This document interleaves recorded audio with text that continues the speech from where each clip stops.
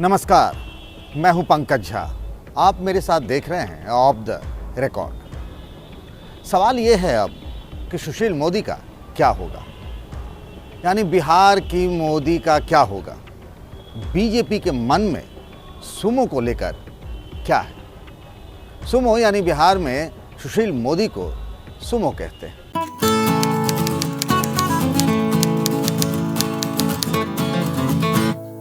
पिछले 30 सालों से, जी हाँ आपने ठीक सुना है, पिछले 30 सालों से बिहार की राजनीति में उनका अपना एक अहम रोल रहा है। जेपी आंदोलन से निकले 3 नेता, नीतीश कुमार, लालू यादव और सुशील मोदी भी। और लालू के खिलाफ चारा घोटाले से लेकर जब वो विपक्ष के नेता थे, उनका बड़ा अहम रोल रहा है।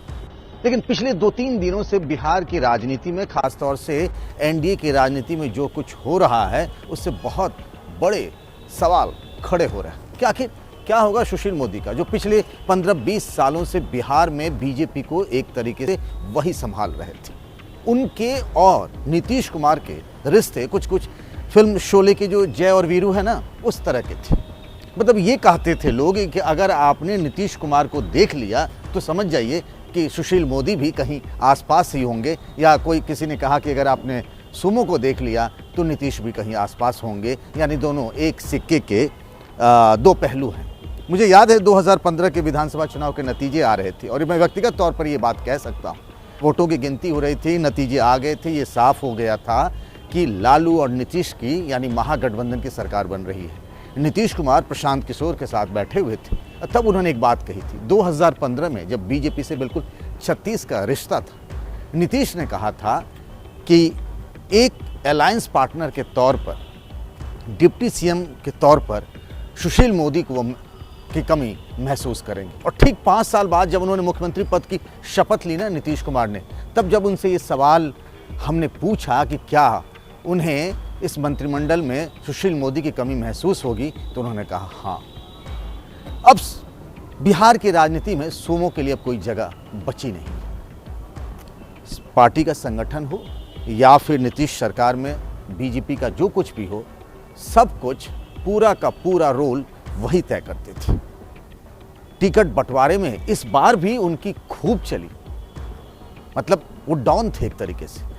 बिहार की राजनीति में बीजेपी के 2 खेमे हैं और हमेशा से वो एक खेमे की अगुवाई करते थे, दूसरा खेमा चाहे जो भी हो, जिसमें गिरिराज सिंह से लेकर अश्विनी चौबे और भी दूसरे कई बड़े नेता हैं, वो उनके विरोधी माने जाते हैं, लेकिन हमेशा सुमो का वो रहा, वर्चस्व रहा। लेकिन अब ये बात साफ हो गई है कि सुशील मोदी के लिए अब पटना में राजनीति करने लायक कुछ बचा नहीं है, तो अब वो आगे करेंगे क्या। और वो जो आखिरी ट्वीट है जिसमें उन्होंने कहा कि 40 साल में उन्हें बीजेपी और संघ ने बहुत कुछ दिया, ये जो बीजेपी का ऑफिस है पटना में, इसमें करीब 25-30 सालों तक तो सुशील मोदी ही थे सब कुछ, लेकिन अब उनके लिए यहाँ कोई जगह नहीं बची है। ट्वीट में उन्होंने कहा है कि मुझसे कोई बीजेपी का सामान्य कार्यकर्ता होने का अधिकार नहीं छीन सकता। लेकिन सुशील मोदी क्या इसी के लिए है, एक सामान्य कार्यकर्ता के लिए? नहीं जी, राजनीतिक महत्वाकांक्षा इतनी जल्दी खत्म नहीं होती है। कोई भी नेता टायर्ड या रिटायर्ड नहीं होना चाहता, भले वो टायर्ड हो जाए। सब जानते हैं सत्ता किसी अच्छी नहीं लगती है। तरह तरह के सवाल हो रहे हैं कि क्या उन्हें राज्यपाल बनाकर भेज दिया जाएगा, क्या उन्हें केंद्र में मोदी सरकार में कोई मंत्रिमंडल में जगह मिलेगी, क्योंकि ये भी है कि मोदी सरकार में मंत्रिमंडल में फेरबदल होना तो बिल्कुल ज़रूरी है। एक तरीके से कई बार पहले भी संभावनाएं बनती दिखी, उसमें बहुत जल्द होने वाला है। देवेंद्र फडणवीस, महाराष्ट्र के पूर्व मुख्यमंत्री और बीजेपी के प्रभारी बिहार के, उन्होंने कहा कि उन्हें एक बड़ी जिम्मेदारी दी जाएगी। अब इस बड़ी जिम्मेदारी का मतलब राज्यपाल तो मुझे नहीं लगता है। थोड़ा सा ये भी जान लें कि आखिर सुशील मोदी को यहाँ से हटाया क्यों गया। जब 2 डिप्टी सीएम थे, बने आज, तो एक की जगह मिल सकती थी? नहीं। जो उनकी सबसे बड़ी मजबूती थी ना सुशील मोदी की, वही आज उनके लिए सबसे बड़ी कमजोरी साबित हुई। नीतीश कुमार से उनके व्यक्तिगत रिश्ते। अब बीजेपी यहाँ एक अलग रोड मैप बना रही है। नीतीश कुमार 69 साल के हो गए हैं, अब राजनीतिक करियर में आखिरी मोड़ पर हैं। बीजेपी अपने लिए एक ऐसा सामाजिक आधार बनाना चाहती है, एक ऐसा माहौल बनाना चाहती है कि आरजेडी बनाम बीजेपी ही रहे यहाँ पर। उसमें उन्हें सुशील मोदी खटक रहे थे। तो इसीलिए सुशील मोदी के लिए अब यहाँ कोई जगह नहीं बची। ऐसा लग रहा है कि सुशील मोदी खुद भी नहीं चाहेंगे कि वो किसी राज्य के राज्यपाल बने। अभी उनके लिए ऐसे हालात भी नहीं हैं, एक्टिव पॉलिटिक्स करने लायक उनमें सामर्थ्य भी है, उन्हें नॉलेज भी है और सब साम दाम दंड भेद वो जानते भी। जिस तरफ इशारा किया है देवेंद्र फडणवीस ने, इसी बात की संभावना अधिक लग रही है कि सुमो मोदी सरकार के मंत्रिमंडल में उन्हें कोई जगह मिल जाए।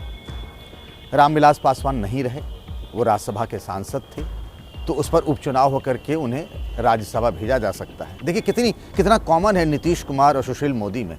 दोनों लगातार एमएलसी होकर के आ रहे थे, दोनों विधानसभा चुनाव नहीं लड़ रहे थे, बहुत पहले चुनाव लड़े थे।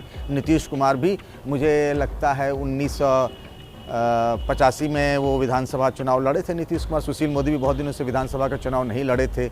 दोनों जब एक मुख्यमंत्री बने और एक डिप्टी सीएम बने, उस वक्त दोनों सांसद थे। सुशील मोदी भी भागलपुर से सांसद थे। तो एक तरीके से अब समझिए कि बिहार की राजनीति में तो क्लोज ही समझ लीजिए।